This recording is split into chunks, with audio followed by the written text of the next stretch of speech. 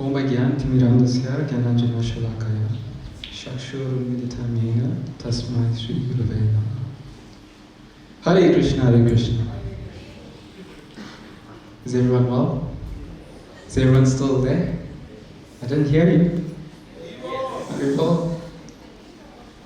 The importance of reading Srila Prabhupada's books.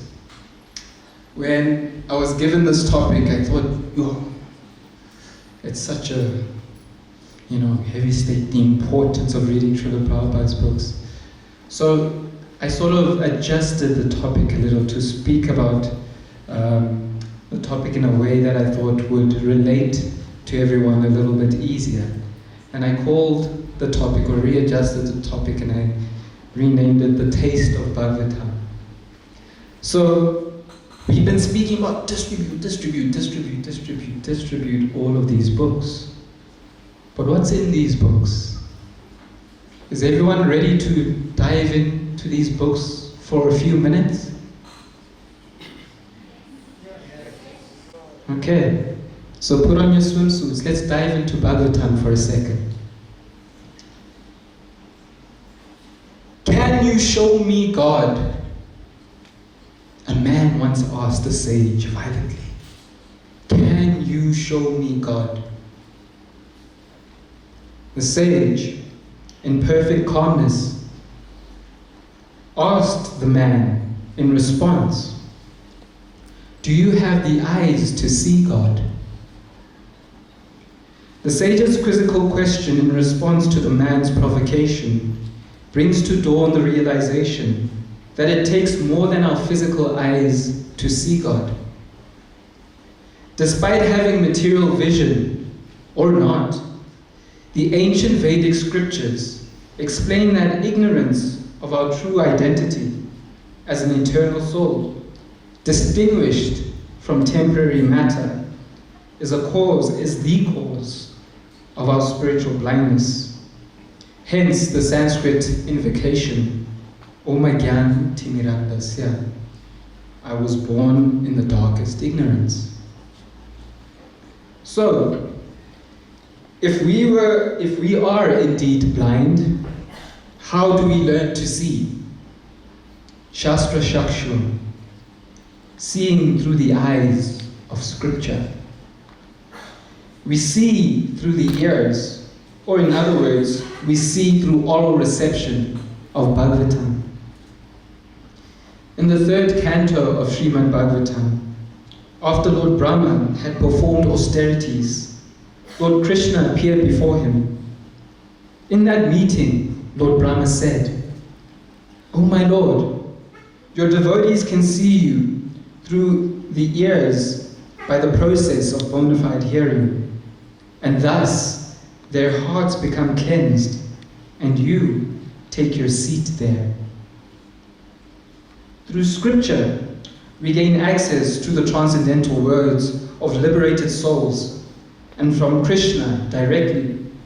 Thus, simply by receiving these words, either through hearing or reading, we are able to perceive the Lord. Therefore, we see the Lord through our ears. This process should not be confused with simplistic oral reception. No.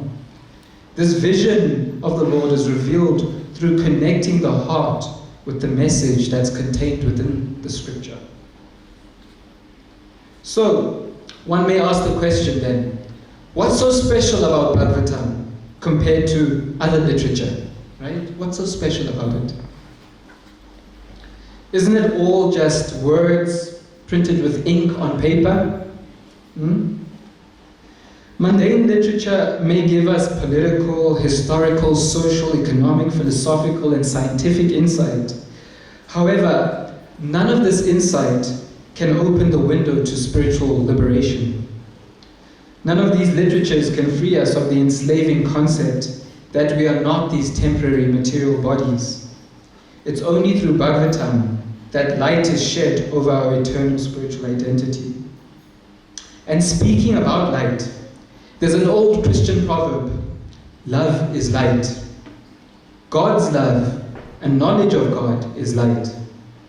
And in the darkness of this material world, There are great souls who come in as torchbearers to spread this light of love with us. So, when we approach the Bhagavatam, it's not merely reading. It's the chance to sit amongst these great souls. It's a chance to receive shiksha, or counsel, from the likes of Sri Narada, Vidura, Prahlad Maharaj. It's a chance to learn from the mistakes of Chitraketu, Bali, and Bharat Maharaj. It's a chance for us to honor the pure devotion of Mother Yashoda and the residents of Vrindavan. It's a chance for us to see that if we hear attentively and sincerely about Krishna, our hearts can develop love for Krishna, as the heart of Princess Rukmini did when she heard about Krishna. So Bhagavatam is not just reading, it's a chance to associate with these devotees. The transcendental effects of reading is that we become spontaneously inspired to share this love of God with everyone. So in the Sri Chaitanya Charitamrita, Srila Krishnadas Kaviraj Goswami writes, the characteristics of Krishna are understood to be a storehouse of transcendental love, but the storehouse that the Lord came with was sealed. When Sri Chaitanya Mahaprabhu came with his associates of the Panchatattva, they broke the seal and plundered the storehouse to taste the transcendental love of Krishna. The more they tasted it, the more their thirst grew. Wherever they got the opportunity, the members of the Panchatattva distributed love of Godhead.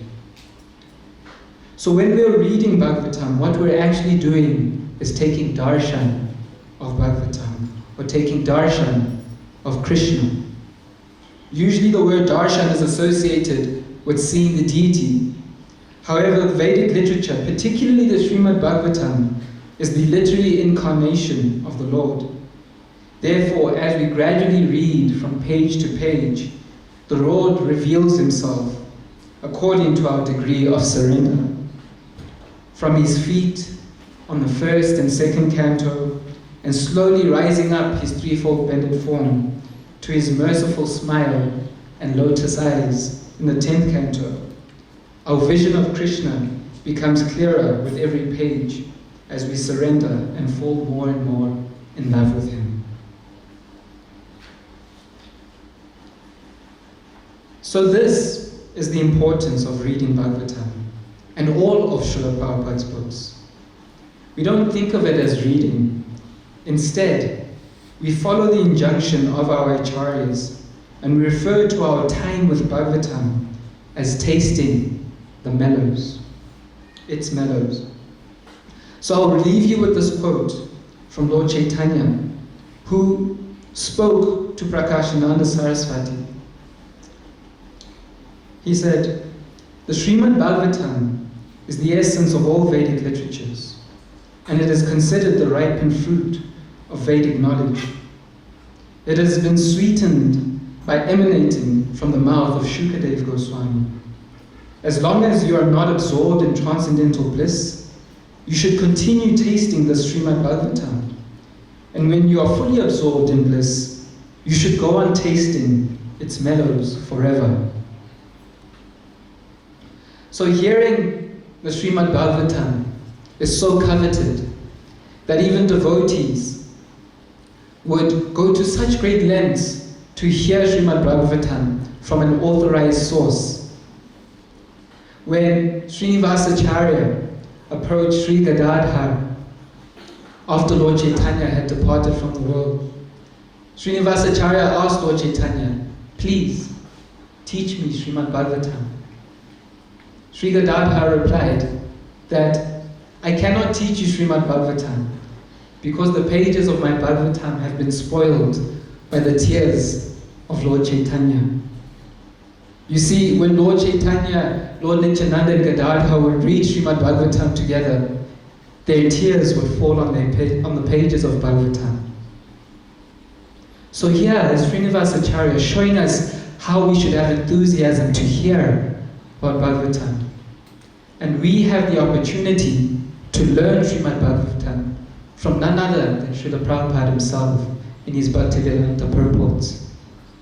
So that is the significance of our altar, standing here on stage, and Srila Prabhupada. So take this opportunity to dive into Srimad Bhagavatam and live this message and distribute Srila Prabhupada's message to everyone else. Hare Krishna.